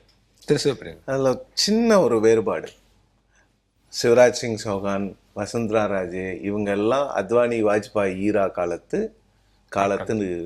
மனிதர்கள். அதனால அவங்கள வந்து சிஸ்டமிக்கா அவங்கள எல்லாரையும் சைட்லைன் பண்றாங்க. பட் அண்ணாமலை அவர்களால் அடையாளம் காட்டப்பட்டவர். ஸோ இப்போ கூட மாநிலத்துக்கு வரும்போது அவரை வச்சு தான் அவங்க ஓட்டு வாங்குறாங்க, அவரை வச்சு தான் பண்ணுறாங்க. பண்டி சஞ்சய்க்கு வந்து ஆக்சுவலாக தெலுங்கானா மாநிலத்தில் இருக்கிற தெலுங்கானா பிஜேபி லீடர்ஸ் வந்து சப்போர்ட் பண்ண மாட்டேன்னு சொன்னதுனால தான் வேற வழி இல்லாமல் தான் கிஷன் ரெட்டியை கொண்டு போகிறாங்க. ஆக்சுவலாக கிஷன் ரெட்டினால அங்கே எந்த ஒரு யூஸும் இல்லைன்னு சொல்லிட்டு தான் அவரை சென்ட்ரல் கவர்மெண்ட்டுக்கு கூப்பிட்டு வந்தாங்க. பட் அங்கே வேற வழியே இல்லை. பண்டி சஞ்சய் இருந்திருந்தால் இன்னொரு 5% எக்ஸ்ட்ரா வந்திருப்பாங்க. பட் அங்கே இருக்கிற லீடர்ஸ் கோஆப்ரேட் பண்ண மாட்டேன்ட்டாங்க. பட் மோடி அவர்களுக்கும் அமித்ஷா அவர்களுக்கும் அவங்கள விட லெஸ் பாப்புலர் லீடர்ஸ் யாருன்னே தெரியாதவங்களை விரும்புறாங்கிறதுல 100% எனக்கு மாற்று இல்லை. ஆமா, யாருன்னே தெரியல அது ஓகே ரகு. அது வந்து அவங்க கட்சியில இப்போ அப்படி பாத்தீங்கன்னா நீங்க மல்லிகார்ஜுன கர்கேவையும் காங்கிரஸ் இவங்க கொண்டு வந்து கார்கே வந்து தெரிஞ்ச முகம். நிதின் தம்பியை கம்பேர் பண்ணும்போது கார்கே நான் வந்து தெரிஞ்சவங்களை பத்தி பேசல, அவங்களோட சாய்ஸ் தானே. அது வந்து அசோக் கெலட்டை கூட்டிட்டு வரணும்னு நினைக்கிறாங்க. அசோக் கெலட் இவங்களுக்கே ரகு சொன்ன மாதிரி தான் பிரச்சனை பண்றாரு. இங்க ஒத்துக்கிற மாதிரி ஒத்துக்கிட்டு ராஜஸ்தானுக்கு போய் அங்க போய் பிரச்சனை பண்றாரு. அங்க போயிட்டு அவரை இது பண்ண விட மாட்டோம், சச்சின் பைலட்டை நாங்க அலோவ் பண்ண மாட்டோம்னு சொல்லிட்டு அவரோட ஆதரவாளர்கள் இவர் இன்ஸ்டிகேட் பண்ணி அவங்க பேசின மாதிரி தான் எல்லாருக்கும் தெரிஞ்சுது. அதனால வேற வழி இல்லாம கர்கேக்கு வராங்க. நிதின் நபீன் வந்து யாருக்கும் தெரியாதவர் தான், அதுல மாற்று கருத்து கிடையாது. பட் பிஜேபிக்குன்னு ஒரு ஸ்டைல் இருக்குது. அவங்க வந்து அவங்களுக்கு கீழே இருக்கக்கூடிய தலைவர்கள் மட்டும்தான் வேணும். அவங்களால ஐடென்டிஃபை பண்ணவங்க அவங்க ஒரு நெக்ஸ்ட் ஜெனரேஷன் லீடர்ஸ். அந்த இடத்துல தான் அண்ணாமலை பொருத்த முடியலன்னு நினைக்கிறாங்களா? இல்ல அண்ணாமலை அந்த இடத்துக்கு பொருத்தமான ஆளா இருக்கு? அண்ணாமலை அந்த இடத்துல பொருத்தினதே அவங்க தானே. இல்ல கீழே வந்ததே அவங்க தானே சார். கரெக்ட். சொன்ன மாதிரி ஒதுக்கலன்றீங்க நீங்க. அவர் ஒதுக்குற மாதிரி எனக்கு தெரியல. இது அவரா எடுத்த முடிவா இருக்கும் இல்ல. இந்த முடிவு வந்து எல்லாருமே அப்போஸ் பண்றாங்க. பொன் ராதாகிருஷ்ணன் அப்போஸ் பண்றாரு, அவர் வெளியில வந்து பேசல. தமிழிசை அப்போஸ் பண்றாங்க, அவங்க வெளியில வந்து பேசல. எந்த மாநில தலைவரை நீங்க கொண்டு போய் 2 கான்ஸ்டிட்யூன்சிக்கு நீங்க இன்சார்ஜா இருந்தா எப்படி சார் ஒத்துப்பாங்க? அதுல ஒரு அடிப்படை ஒரு விஷயம் இருக்குது இல்ல. நீங்க வந்து இப்போ வந்து கனிமொழி அவர்களை கொண்டு போய் ஒரு 4 கான்ஸ்டிட்யூன்சிக்கு, இல்ல உதயநிதி ஸ்டாலின் அவர்களை 4 கான்ஸ்டிட்யூன்சிக்குன்னா அவங்க ஒத்துப்பாங்களா? அக்ராஸ் ஸ்டேட் டிராவல் பண்ணவங்க கிட்டத்தட்ட அதை அடிக்கொட்டிட்டு காட்டி இருக்காரு. அடுத்தது எல்லாமே வெளில வந்துரும், எல்லாரும் பேச ஆரம்பிச்சிருவாங்க. இந்த அண்ணாமலை இன்னைக்கு அதையும் அடிக்கோடிட்டு காட்டுறாரு. என்ன சொல்றாரு அப்படின்னா, அந்த மாதிரி அப்பா உடல்நிலை சரியில்லை, நான் அதனால இந்த பிரச்சாரத்துக்கு கூப்பிட்டீங்கன்னா நான் வருவேன் அப்படின்னு சொல்றாரு. அப்ப உடம்பு சரியாயிடும் சொல்ல முடியாது இல்ல. அதுதான் எப்படி புரிஞ்சுக்கிறதுன்னு கேக்குறேன்.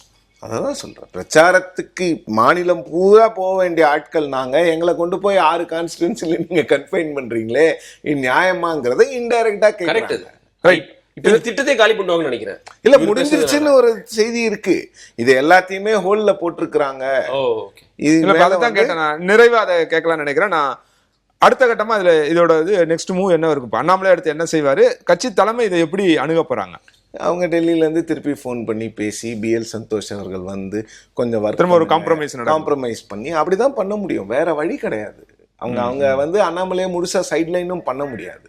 ஏன்னா நீங்க எந்த கூட்டத்துக்கு போனாலும் கரகோஷம் அவருக்கு தான் வருது. அங்க நான் அவரை வச்சுதான் ஓட்டு போடுறாங்கன்ற லெவலுக்கு நான் சொல்ல விரும்பல.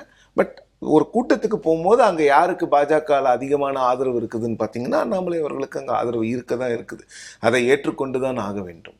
அதில் வந்து எந்த மாற்று கருத்துமே கிடையாது.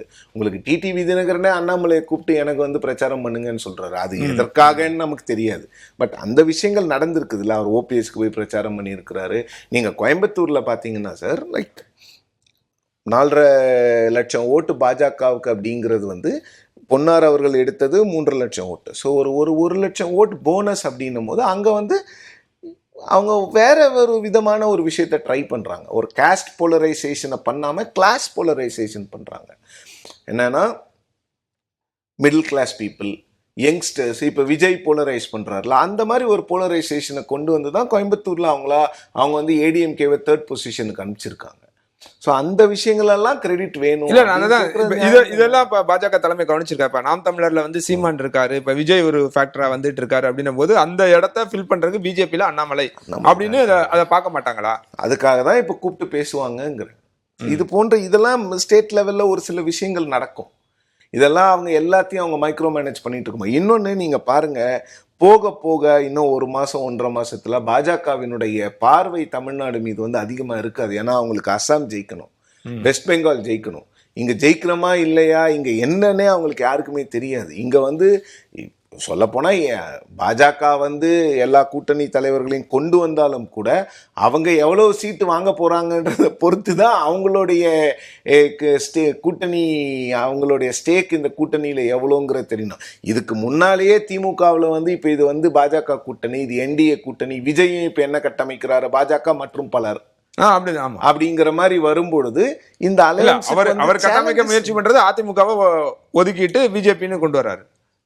என்டிஏன்றது திமுக தலைவர் பண்றது என்ன? அதுவும் அப்ப எல்லாரும் என்னன்னா திமுகவுக்கு பாஜக எதிர்ப்பு வாக்குகளை மட்டும் அறுவடை பண்ணிட்டு பாஜக எதிர்ப்பு பிரதானமா கொண்டு போனீங்கன்னா பிரச்சனை கிடையாது. ஆன்டி இன்கம்பன்சியே ஒன்றும் இல்லாமல் பண்ணிக்கலாம், ஆன்டி இன்கம்பன்சியே இல்லைங்கிற மாதிரி ஒரு போர்வையை கொண்டு வந்துடலாம், ஒரு பார்வையை கொண்டு வந்துடலாம் அப்படிங்கிறது தான் திமுகவினுடைய எண்ணம்.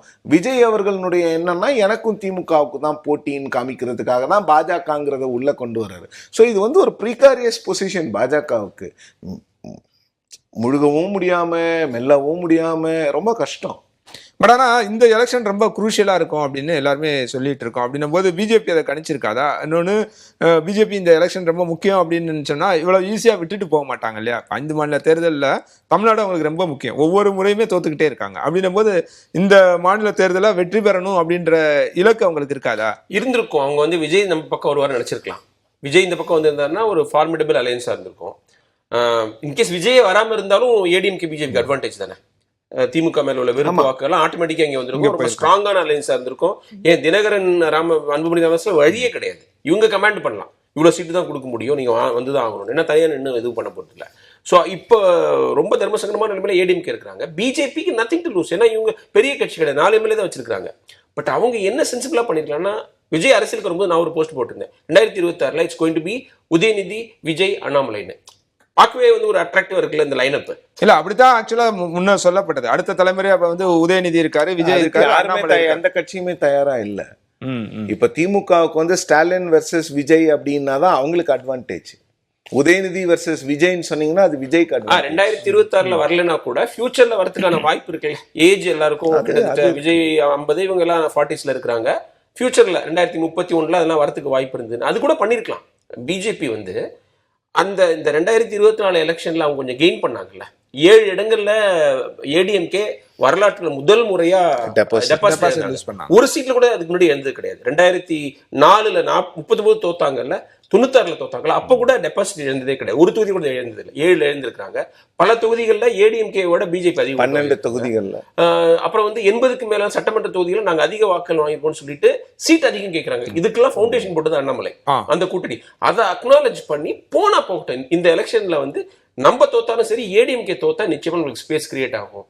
சேர்ந்து நின்று தோக்கிறத விட தனியாவே நம்ம நின்று தோத்துருந்தா அண்ணாமலைக்கு இன்னும் கொஞ்சம் ஒரு இது கிடைச்சிருக்குல்ல, இன்னும் கொஞ்சம் அவருக்கு ஒரு அவருடைய தலைமையை நிரூபிக்கிறதுக்கு அல்லது அதை ப்ரூவ் பண்றதுக்கு அவருக்கு ஒரு சான்ஸ் கிடைச்சிருக்குல்ல. நான் தான் சீஃப் மினிஸ்டர் சொல்லி அவங்க ஒரு அண்ணாமலை சீஃப் மினிஸ்டர் போட்டி போட்டுருக்கலாமே, தோக்குறது எப்படி வேணா தோத்துக்கலாம்ல. அது வந்து அது ஏன் பண்ணலன்னு இல்ல, அவங்களுக்கு என்னமோ நினைச்சு இல்ல, அண்ணாமலையை விட அதிமுகவோட கூட்டணி அவங்களுக்கு முக்கியம் அப்படின்ற இடத்துக்கு ஆச்சரியமா தான் இருக்கு. ஏன்னா எடப்பாடி பழனிசாமிக்கு அவர்களுக்கு கரிஸ்மா இல்ல, அவர் தொடர்ந்து தோத்துக்கிட்டு இருக்காரு, படுதோல்வி 2024 லோக்சபா எலெக்ஷன்ல அடைஞ்சிருக்காருங்கிறது தெரிஞ்சு பிஜேபி வந்து நம்மளை விட்டுட்டு போனவர்கிட்ட திரும்பி வந்து கொஞ்சம் விரட்டிட்டு வந்து கூட்டணி வச்சது கொஞ்சம் ஆச்சரியமா தான் இருக்குது. அது அவாய்ட் பண்ணலாம் தான் நினைக்கிறேன். அது மேபி ஒரு மிஸ்கால்குலேஷனா இருக்கலாம், அல்லது விஜய் வந்திருக்கலாம் நினைச்சிருக்கலாம். இல்ல, அது மிஸ்கால்குலேஷன் இல்ல. நான் எப்படி பாக்குறேன்னா, நீங்க ஒவ்வொரு தேர்தலையும் திமுகவுக்கு கேக் வாக் கொடுத்துக்கிட்டே இருக்கிறீங்க. 2024ல 2 பேரும் தனித்தனியா போட்டி போடும்போது என்னதான் எலெக்ஷன் நடந்தாலும், என்னதான் கேம்பெயின் பிரதமர் 10 முறை வந்து போனாலும், எடப்பாடி அவர்கள் வந்து 40 நாள் கேம்பெயின் பண்ணாலும், உங்களுக்கு எல்லாருக்குமே ரிசல்ட் தெரியும். ஓட்டு ஸ்பிளிட் ஆகும்போது டிஎம்கே தான் வரப்போகுதுன்னு. ஸோ அந்த கேக் வாக் எதுக்கு டிஎம்கேக்கு முதல்லயே கேக் வாக் கொடுக்கணும்? போராடி தான் பார்ப்போமே, வேற வழி இல்லை. இந்த அலையன்ஸ் வந்து ரகு சொன்ன மாதிரி விஜய் வரலன்னா இது ரொம்ப ஸ்ட்ராங்கான அலையன்ஸ்.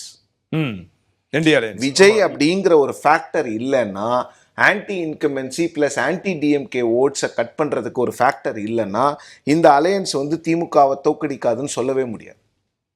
மற்றவங்களுக்கு வேற வாய்ப்பு கிடையாது. பிரச்சனை விஜய் பிரிக்கக்கூடிய ஒரு விமர்சனம் இருக்கு, விஜய் வந்து பேக் பண்றது பிஜேபி தான், பிஜேபியோட பி டீமா விஜய் செயல்படுறது. அதெல்லாம் நான் நம்பல சார். அது பிஜேபி என்ன சொல்றாங்க, உதயநிதி சொல்லிதான் விஜய் வந்தாருன்னு சொல்றாங்க. அது கட்சிகள் சொல்லிக்கிட்டே இருப்பாங்க, அதை நான் நம்பல. விஜய் வந்து தனிச்சு அவர் வந்து கிட்டத்தட்ட 15 வருஷமா கொஞ்சம் கொஞ்சமா கட்சி இது மக்கள் இயக்கமா ரசிகர் மன்றத்தை மாத்தி எல்லா விஷயங்களும் பண்ணிட்டு வந்திருக்காரு. மக்கள் இயக்கமா இருக்கும்போது பண்ண வேலையை கூட இப்ப கட்சியா இருக்கும்போது தாவேக்கா பண்ண மாட்டேங்குது. இன்கம் டாக்ஸ் மேட்டருக்காக ஒருத்தர் வந்து இவ்வளவு பெரிய ரிஸ்க் எடுப்பாரா? அரசியல குதிப்பாரா? பிஜேபி கம்பல் பண்ணுதுன்னு சொன்னா இவ்வளவு பெரிய தலைவலி. அவர் ஒரு பிரைவேட் பர்சனா இருக்கிற ஒரு இன்ட்ரோவர்ட்டா இருக்கிறவரு எல்லார்கிட்டையும் திட்டு வாங்கணுங்கிற தலையெழுத்து அவருக்கு. நிச்சயமா அவர் அந்த மாதிரி எல்லாம் பண்ணிருக்க மாட்டாரு எனக்கு தோணுது. நிறைய பேர் டிஎம்கே தான் ஃபேவர் பண்ண போறாருன்னு சொல்றாங்க. இல்ல ஓட்ட பிரிச்சு அரித்மேட்டிக்காவோ இல்ல ஒரு நம்ம உங்களுக்கு எல்லாத்துக்குமே தெரிஞ்ச எல்லா எலெக்ஷனுமே நீங்க பாத்துருக்கீங்க. பொதுவா களத்துல இப்ப அவர் நிக்கிறாரு அப்படின்னா, அவர் சொன்ன மாதிரி anti DMK votes, anti incumbency votes எல்லாம் எங்க போகும்? ஆப்வியஸ்லி அவர் மூணாவது மாற்றம்னு எதிர்பார்க்கிற புதுசா வரவங்களுக்கு தான் அதிகமா போகும். அதனால பிஜேபிக்கு என்ன நன்மை? இல்ல அதான் நான் கேட்கிறேன், என்னோட கேள்வி அதுதான். அதனால பிஜேபிக்கு இதை முன்கூட்டியே கணிச்சிருக்க மாட்டாங்களா? பிஜேபி கணிக்குதோ இல்லையா, அதிமுகவுக்கு தெரியல. அதனால என்ன நன்மைன்னு பாத்தீங்கன்னா, பாஜக என்ன நினைக்குதுன்னா, இந்த எலெக்ஷன்ல ஏடிஎம்கே வரலன்னா, ஜெயிக்கலன்னா ஏடிஎம்கே வீக்கன் ஆகும். வீக்கன் ஆச்சுன்னா அந்த பொசிஷனை நாம எடுக்கலாங்கிறது தான் பாஜகவினுடைய ஸ்டாண்டு.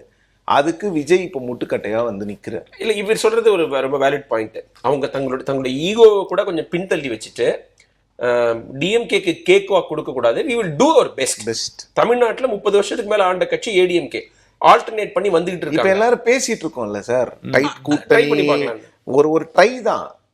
ட்ரை அதுலயே 1008 வச்சிருப்பாங்க அவங்க. இல்ல அது இன்னும் கொஞ்சம் வலுவட வந்து பிளாக் அண்ட் ஒயிட்லாம் கிடையாது பிஜேபி. ஒரு பிளாக் அண்ட் ஒயிட் ஒரு பேப்பர்ல பிளாக் அண்ட் ஒயிட் இருந்தா அதுக்கு உள்ள கலர்லாம் வச்சிருப்பாங்க அவங்க. கிரே பிளாக் பல விஷயங்கள் இருக்கும். பிஜேபி அண்ணாமலை முன்னிறுத்தி சீஃப் மினிஸ்டர் முன்னிறுத்தி தோக்குறத விட ஏடிஎம்கேயோட சேர்ந்து ஜெயிக்க ட்ரை பண்ணி பார்க்கலாம். இது பெட்டர் இல்ல? ஏன்னா இவங்க ஏடிஎம்கேக்கு 5 வருஷத்துக்கு அப்புறம் திரும்பி மக்கள் போடுற ஒரு பேட்டர்ன் நம்பர் ஆஃப் சீட்ஸ் அப்படின்ற போது இந்த கூட்டணியில நிறைய கிடைக்குமா, அண்ணாமலை தலைமையில இருக்க பிஜேபியில கிடைக்குமா? எதுக்கான வாய்ப்பு அதிகமா இருந்திருக்கும்? சீட்ஸ் அதுலதான் அதிகமா இருந்திருக்கும். ஏன்னா அவங்க ஒரு கூட்டணி கட்டமைச்சு போட்டி போடும்போது அவங்க இருக்கிற இடத்துல இருக்காங்க. இப்ப அவங்க கேட்டு வாங்குற இடத்துல அவங்க இருக்கிறாங்க. பட் அவங்க என்ன நினைப்பாங்கன்னா, அல்டிமேட்டா இந்த முறை ஏடிஎம்கே ஆட்சிக்கு வரவில்லை என்றால் கட்சியை காப்பாத்துறது ரொம்ப ரொம்ப கஷ்டம் இபிஎஸ்க்கு. இல்ல உண்மையிலே வாழ்வாசாவா தேர்தல் வந்து அவங்களுக்கு 100%. சோ அப்படி இருக்கிற போது விஜய்க்கும் அந்த என்டியூரன்ஸ் இருக்காதுன்னு நினைக்கிறாங்க. இது வரைக்கும் விஜய் பண்ண அரசியல்ல நீங்க நினைச்சு பாருங்க, அவரு வந்து 15% வாக்கு வாங்கி அவர் மட்டும் ஜெயிச்சாருன்னா அவர் 5 வருஷம் களமாற்றுவாரா? அவருக்கு இன்ட்ரெஸ்ட் போகலாம், அவர் வெற்றியை மட்டுமே பார்த்தவர். அப்படி இருக்கும்போது நம்மளுக்கு ஒரு சான்ஸ் இருக்குன்னு பிஜேபி நினைக்கலாம். ஏடிஎம்கேயும் தெரியுது, விஜய்க்கு இன்ட்ரெஸ்ட் போகுது, திமுக ஆட்சியில் இருக்குன்னா வேற யாரு தான் அந்த ஸ்பேஸ் ஆக்குபை பண்ணுவாங்க? 26 டார்கெட்டே இல்ல சார். டார்கெட் 31, 36. யார்? விஜய்க்கு? பிஜேபிக்கு விஜய்க்கு 32 சொல்றாங்க சில பேர். விஜய்க்கு 31 தான் சார் டார்கெட். சார் 21 இருக்கல, அதுதான் சொன்னாங்க. எனக்கு விவரம் தெரிஞ்சு 21 இருக்கும்போது பிஜேபி என்ன சொன்னாங்க? பிஜேபி 21 டார்கெட்ல 26 இருந்தாங்க. இப்படியே தள்ளி போட்டுட்டே ஒரு இடத்துக்கு வந்தாங்கன்னா 30 வருஷம் பிளஸ் 30 இயர்ஸ் பிளஸ் 20 இயர்ஸ் பிளானோட தான் வராங்க. அவங்க அண்ணாமலை கொண்டு வந்ததுக்கான காரணமே அதுதான். ரகு சொன்னதுதான் புரிஞ்சுக்க முடியல. ஏடிஎம்கேவோட போனோங்கிறது இந்த ஒரு விஷயத்துக்காக தான். டிஎம்கேக்கு கேக் வாக் கொடுத்துடக்கூடாது. டிஎம்கேவை அவங்க கொஞ்சம் சாஃப்டாக தான் ஃபர்ஸ்ட் ஹேண்டில் பண்ணாங்க. பட் திமுகவினுடைய அந்த ஸ்ட்ரைடன்ட் ஆன்டி பிஜேபி ஸ்டாண்ட் இருக்குல்ல, அது வந்து ஆன்டி பிஜேபி ஸ்டாண்டா மட்டும் இருந்திருந்தா பரவாயில்ல, அது வந்து ஆன்டி சென்ட்ரல் கவர்மெண்ட் ஸ்டாண்டா மாறி ரொம்ப நாள் ஆச்சு. டீலிமிட்டேஷனுக்கு எதிராக மற்ற மாநில முதலமைச்சர்களை அழைத்து பேசுவது, இவங்களுடைய ஒரு காலத்தில் அலையன்ஸ் பார்ட்னரா இருந்த நவீன் பட்நாயக்கெல்லாம் கூப்பிடுறது, அதெல்லாம் வந்து பிஜேபிக்கு வந்து தேசிய அளவில் வந்து ஒரு காங்கிரஸை விட குடைச்சல் கொடுக்க திமுக ஆரம்பிக்கும் போது, ஸோ அவங்கள வந்து ஃப்ரீயா விடக்கூடாது, அவங்களுக்கு ஒரு கேக் வாக் கொடுக்க கூடாது, அவங்கள வந்து கடைசி வரைக்கும் ஸ்ட்ரெயின் பண்ண வைக்கணும். அது ஃபேர் பாயிண்ட். இங்க அப்புறம் தமிழ்நாட்டுல வந்து இந்த ஓபிசி கன்சாலிடேஷன்லாம் பிஜேபி நார்த் இந்தியால பண்ற மாதிரி பண்ண முடியாது. இப்ப நீங்க கவுண்டர்களுடைய காஸ்ட் பாலிடிக்ஸா பெருசா பண்ண முடியல. அவங்க நினைக்கிற மாதிரி பெருசா பெரிய பெரிய காஸ்ட் இருக்குது. இருந்தாலும் அவங்களை நீங்க கூட்டி வச்சுக்கிட்டு நீங்க நாங்க பிஜேபி தலைமையில அவங்க ஒன்றிணைக்க முடியல. யூபியில பண்றத, பீகார்ல பண்றத, ஹரியானால ரொம்ப பிரமாதமா பண்ணாங்க. ஜாட்டெல்லாம் காங்கிரஸ் ஒன்றிணைக்கும் போது ஓபிசியை ஒன்றிணைச்சு அந்த சமூகத்தை சேர்ந்தவர் சீஃப் மினிஸ்டர் ஆக்கி நீங்க அவர் பவர்ஃபுல் ஆயிட்டார். அவரை வச்சு பஞ்சாப்ல கேம்பெயின் பண்ணிட்டு இருக்காங்க, பஞ்சாப் எலெக்ஷனுக்கு தயார் பண்ணிட்டு இருக்காங்க. அந்த கன்சாலிடேஷன் தமிழ்நாட்டில் நடப்பது கஷ்டமா இருக்குது. அவங்களால உண்மையிலே சொல்ல போனா பாஜகவுக்கு வந்து ஒரே ஒரு விஷயம் தான் கன்சிஸ்டண்டா இருக்கு தமிழ்நாட்டில், அவங்களோட இன்கன்சிஸ்டன்சி. அவங்களால ஒரு நிலையான முடிவு எடுக்க முடியல. அவங்க என்ன ஸ்ட்ராட்டஜி இந்த தேர்தலில் பாஜகவுக்கு அவங்களோட கால்குலேஷன் என்னவா இருக்கும்? இந்த தேர்தலில் அவங்க கால்குலேஷன் வந்து டிஎம்கே அவ்வளவு சுலபத்துல ஜெயிக்க விடக்கூடாது, அவ்வளவு மட்டும்தான்.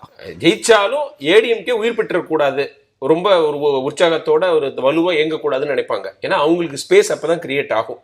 ஏன்னா ஒரே ஸ்டேட்ல வந்து சார் இதெல்லாம் முன்கூட்டியே கணிக்காம தான் எடப்பாடி பழனிசாமி மெகா கூட்டணி இவர் வாய விட்டாரு. விஜயோட பேசிக்கிட்டு இருந்தாங்க, விஜய் வருவார் நம்பிக்கிட்டு இருந்தாங்க. கரூர்ல பிரச்சனை நடக்கும்போது எதுவுமே பேசாம, பேச வேண்டிய நேரத்துல கேள்வி கேட்க வேண்டிய நேரத்துல கேட்காம லேட்டா பிக்கப் பண்ணி இப்ப பேசிட்டு இருக்காரு. என்ன காரணம்?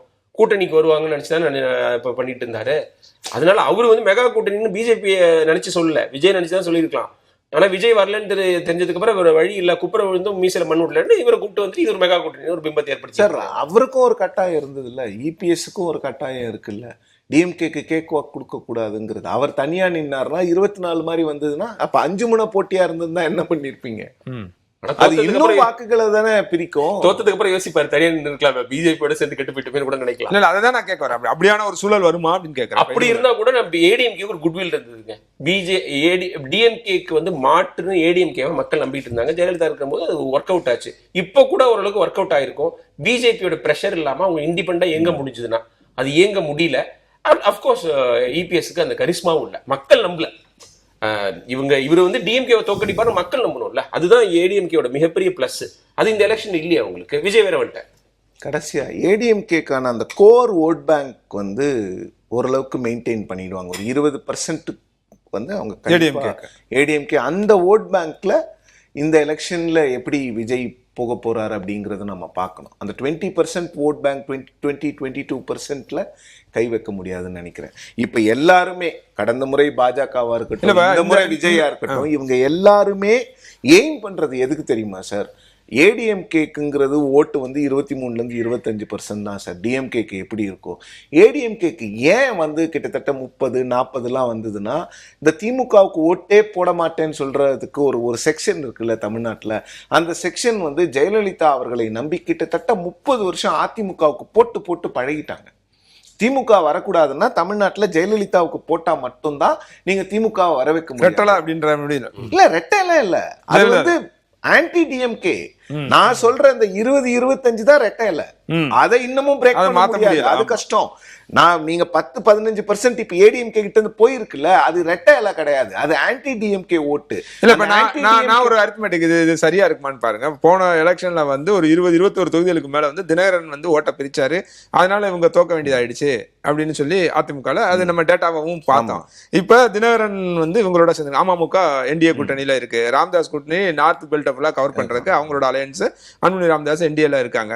இப்படி 3 பேர் சேரும்போது வலுவான கூட்டணி. ஏற்கனவே நீங்க சொல்றபடி 20 ஒரு 22% ஏடிஎம்கேக்கு கோர் ஓட்டு இருக்கு அப்படின்னு வச்சுக்கிட்டீங்கன்னா இது ஒரு வலுவான கூட்டணியா தானே இருக்கும், ஈஸியா ஜெயிக்க முடியலையா? என்டிஏ திரு டிடிவி தினகரன் அவர்களுக்கு 21ல இருந்த செல்வாக்கு இன்னைக்கு அப்படியே இருக்கான்னு கேட்டீங்கன்னா நிச்சயமா இல்ல. அதுவும் இந்த கூட்டணி அனௌன்ஸ் பண்ணதுக்கு அப்புறம் எவ்வளவு பிம்பமே உடைஞ்சிருச்சுங்க. அவருக்காக ஃபீல்டு ஒர்க் பண்ணவங்க பாதி பேர் போயிட்டாங்க சார். இப்போ நான் ஒரு இண்டிவிஜுவல் நேமை சொன்னேன்னா அந்த இண்டிவிஜுவலுக்காக மட்டும்தான் அமமுக இருந்துதான்னு கேட்பாங்க.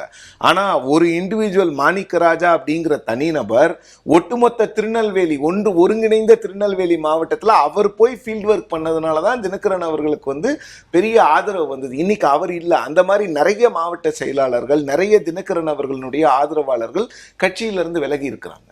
அதாவது நீங்க வந்து தினகரன்லாம் ஏற்கனவே ஏடிஎம்கேல இருந்தவர், அவர் புதுசா வந்து அந்த கட்சிக்கு வலு சேர்க்க போறது இல்லை. ஆனா 2021ல அவருக்கு கிடைச்ச வாக்குகள் அந்த நம்பிக்கை துரோகம் நிறைய பேர் நினைச்சாங்க. அவர் சார்ந்த சமூகத்தை சேர்ந்தவங்க நம்மள முதுகுல குத்திட்டாங்க, நம்ம தான் அவரை சீஃப் மினிஸ்டர் ஆக்கணும், நம்மளே வெளில அமைச்சிட்டாங்கிற கோபத்துல ஓட்டு போட்டாங்க. அது வந்து இப்ப விழாது. அதுவும் அவர் திரும்பவும் போயிட்டு அண்ணன் எடப்பாடி அப்படி இப்படிலாம் பேசுறது வந்து அவங்களால ஏத்துக்கவே முடியாது. அவங்க வந்து ஜென்ரலா வந்து இது ஒரு கெத்தா பாக்குறவங்க. தினகரன் வந்து ஒரு இதுவா போறவரு, ஒரு தைரியமா போறவரு பேசிட்டு இருந்தாங்க. காலி ஆயிடுச்சு. இப்ப நீங்க பிஎம்கேவும் உடைஞ்சிருக்குது, அவங்களுக்குள்ளார ஒரு இணக்கமே இல்லை. அதனால இது வந்து ஒரு அந்த சிவபிரியன் சொன்ன மாதிரி கோர் ஓட்டை தாண்டி இந்த ஃப்ளோட்டிங் வாக்குகள் இருக்குல்ல, நடுநிலையாளர்களுடைய வாக்குகள், அதை வந்து விஜய் பெரும்பாலும் எடுக்க போறாரு. விஜய் வந்து திமுகவை தோற்கடிக்கிறதுக்கு இன்னும் கூறான ஆயுதம்னு நிறைய பேர் நினைக்கலாம். இப்போ ரகு சொன்ன இடத்துல இருந்து நான் நினைக்கிறேன், அந்த தினகரன் அவர்களுடைய வாக்குகளை பத்தி எல்லாம் பேசினாரு. அது பெரும்பான்மையா அந்த முக்குளத்தூர் சமூகம் வந்து கொஞ்சம் இமோஷனலா ஒரு இம்பல்சிவா டிசிஷன் எடுக்கக்கூடியவர்களா இது வரைக்கும் இருந்திருக்கிறாங்க. அப்படிப்பட்டவர்கள் இப்ப என்ன டிசிஷன் எடுப்பாங்கன்னா, எனக்கு வந்து கிட்டத்தட்ட நான் போயிட்டு 2024 தேர்தல் சமயத்துல தென் தமிழ்நாடை சுற்றி வந்த வகையில எனக்கு புரிஞ்சது வந்து அதிமுக மீது அவர்களுக்கு ஒரு கடும் கோபம் இருக்கிறது. அதை வந்து ஒரு சமூகத்தினுடைய கட்சியாக இபிஎஸ் மாத்திட்டார் அப்படிங்கிற மாதிரி தேனியில இருந்து திருநெல்வேலி வரைக்கும் கொஞ்சம் ஒரு குமுறல் இருக்கிறது. இப்ப அது மாறி இருக்காதான்னு கேட்கல. அது மாறணும்னா 100% இருந்ததுன்னா 50% மாறி இருக்கும். மீதி 50% வந்து ரகு சொன்ன மாதிரி தினகரனுடைய அந்த போல்ட் இமேஜ், அந்த மேட்சோ இமேஜ்க்காக அவர் வந்து பயங்கரமா எதிர்க்கிறார் பாருங்க அப்படிங்கிறதுக்காக போட்டிருப்பாங்க. இப்ப அவரே அங்க போய் செட்டில் ஆயிட்ட பிறகு இந்த ஓட்டெல்லாம் விஜய் பக்கம் போறதுக்கான வாய்ப்புகளை அங்க இருக்கக்கூடிய பொலிட்டிக்கல் சயின்டிஸ்டே பாக்குறாங்க. அப்படிதான் கிராவிடேட் ஆகுது. இன்னொன்னு ரகு சொன்ன பாயிண்ட் தான் ரொம்ப முக்கியம். திமுகவை யார் வந்து கூர்மையா எதிர்க்க முடியும் அப்படிங்கிற இங்க வந்து 67ல இருந்தே திமுக ஜெயிக்கணுமா தோக்கணுமாங்கிறது தான் சார் தேர்தலில் கேள்வி. இந்த முறை திமுக அதை வந்து ஸ்லைட்டா மாத்துறாங்க. முக ஸ்டாலின் ஜெயிக்கணுமா முக ஸ்டாலின் தோக்கணுமாங்கிறது அங்கதான் அவங்களுக்கு அட்வான்டேஜ் இருக்கு. நிறைவா அண்ணாமலைக்கு முன் இருக்க வாய்ப்புகள் என்ன இதுக்கு பிறகு? அது அவர் தன்னுடைய ஈகோவை ஸ்வாலோ பண்ணணும். இன்னொருத்தர் கீழே ஒர்க் பண்ணலாம், நம்ம டயத்துக்காக வெயிட் பண்ணணும். தேவேந்திர ஃபட்னவிஸ் வந்து சீஃப் மினிஸ்டரா இருந்தவர், அடுத்த எலெக்ஷன்ல சிவசேனாவோட சேர்ந்து மெஜாரிட்டி வாங்கினாரு. சிவசேனா எங்களுக்கு சீஃப் மினிஸ்டர் போஸ்ட் வேணும்னு கேட்டு சண்டை போட்டு வெளில போய் அப்புறம் இவங்க வந்து ஷிண்டேவை உடைச்சு கூட்டு வராங்க. உடைச்சு கூட்டு வந்து அவர் தான் சீஃப் மினிஸ்டர் சொல்லிட்டு ஒதுக்கிட்டாரு. ஃபோன் வருது அங்கேருந்து நட்டா கிட்ட இருந்து, நீங்க தான் டெபுட்டி சீஃப் மினிஸ்டர்னு. அவர் அங்கே ஈகோ பார்த்தாரா? நான் யார் தெரியுமா, நான் ஆர்எஸ்எஸ் பேக்ரவுண்ட் உள்ளவன், நான் வந்து சீஃப் மினிஸ்டர் இருந்தவன். வாயை மூடிட்டு டெபுட்டி சீஃப் மினிஸ்டர் பதவி ஏற்றுக்கிட்டு ஒண்ணுமே தெரியாத ஷிண்டே கிட்ட ஒர்க் பண்ணாரு. அவரோட டைம் திரும்பி வந்தது. 2024 எலெக்ஷன்ல தம்பிங் மெஜாரிட்டியோட ஜெயிச்சு இன்னைக்கு ஒரு கிங் மேக்கர் ஆயிட்டாரு. மும்பை இப்ப மோடிக்கு அடுத்தபடியா யோகியா அமித்ஷாவெல்லாம் பேசிட்டு இருக்கும் போது இவருக்கு ஒரு இது வந்துருச்சு, ஃபட்னவிஸ்க்கு ஒரு இது வந்துருச்சு. ஏன் பொறுத்தார் பூமி ஆழ்வாருங்கிற ஒரு இதுதானே. சீஃப் மினிஸ்டர் இருந்தவருக்கே அந்த மாதிரி ஒரு விட்டு கொடுத்து போற மனநிலை இருக்குது. ஒரு எம்எல்ஏ கூட ஆகாதவர் வந்து எப்படி வந்து அவ்வளவு ஈகோவோட இருக்க முடியும்? நீங்க ஐபிஎஸ்ஆ இருந்திருக்கலாம், சிங்கமா இருந்திருக்கலாம். அரசியலை பொறுத்த வரைக்கும் வெற்றி முக்கியம், அது வரைக்கும் அது பெறவே இல்லையே நம்மளே. கொஞ்சம் ஈகோ விட்டு கொடுத்தா போயிருக்கணும். போயிருந்தாரு முழு மனசோட நயனா நாகேந்திரக்கு உழைச்சிருந்தாருன்னா அவருக்கு திரும்பி ஒரு கம்பேக் கூட ரொம்ப ஈஸியாக இருக்கும்னு நினைக்கிறேன். அவரை இப்போ ஹைகமாண்ட் கன்வின்ஸ் பண்ணி கேம்பெயின் போங்கன்னு சொல்லுவாங்க, அவரும் கேம்பெயின் போவார். 3 மணி சொல்ல போவாரா? கேம்பெயின் போவாருங்க. முழு மனசோட போறாரான்னு என்ன கேட்டா நான் எப்படி சொல்ல முடியும்? அவர் போவாரு, ஹைகமாண்ட் பேச்ச தட்ட மாட்டாரு. நான் இதன் பிறகு கன்வின்ஸ் பண்ணிடுவாங்க. கன்வின்ஸ் பண்ணி நீங்க கேம்பெயினுக்கு போங்கன்னு சொல்லுவாங்க. இதுல இன்னொன்னு என்னன்னா, நீங்க பாருங்க இது நடக்குதா இல்லையான்னு. அதிமுகவிலேயே மேற்கு மாவட்டத்துல வந்து நிறைய பேர் அண்ணாமலை நீங்க வாங்க எங்களுக்கு கேம்பெயின் பண்ணுங்கன்னு நிச்சயமா கேட்பாங்க. அதிமுக இருந்தே கண்டிப்பா கேட்பாங்க. ரைட், பார்க்கலாம். நிகழ்ச்சி வந்து உங்கள் கருத்துக்களை பதிவு செய்ததற்கு நன்றி.